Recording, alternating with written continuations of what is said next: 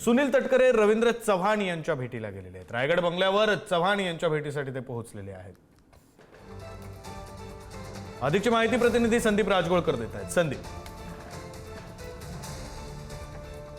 ही भेट म्हणावी लागेल आणि काही वेळापूर्वी सुनील तटकरे हे रवींद्र चव्हाणांच्या भेटीला गेले आहेत। आपल्याला माहिती आहे की 18 जूनला विधान परिषदेची निवडणूक होते, 17 जागांसाठी ही निवडणूक होते आणि अनेक ठिकाणी बंडखोरी झालेली आहे। भाजपमध्ये बंडखोरी झालेली आहे। महायुतीत पाहायला गेलं तर भाजप, राष्ट्रवादी काँग्रेस त्याचबरोबर शिवसेना अशा सगळ्याच अनेक ठिकाणी बंडखोरी झाली आणि त्यातल्या भाजप आणि राष्ट्रवादीच्या ज्या काही बंडखोरीच्या जागा आहेत त्या संदर्भात चर्चा करण्यासाठी प्रामुख्याने ही भेट असल्याचं समजतं। गेल्या 15 मिनिटांपासून या दोन्ही नेत्यांमध्ये ही चर्चा सुरू आहे। माध्यमांना काय प्रतिक्रिया देतात दोन्ही प्रदेशाध्यक्ष हे बघावं लागेल, पण बंडखोरी टाळण्यासाठी ती भेट असल्याचं समजतंय। कारण बंडखोरीमुळे महायुतीलाच फटका बसणार आहे आणि 18 जागांपैकी जवळपास 11 जागा या भाजपनं जाहीर केलेल्या होत्या आणि त्यानुसार बंडखोरी झाल्यामुळेच सुनील तटकरे हे थेट रवींद्र चव्हाण यांच्या भेटीसाठी गेलेले आहेत।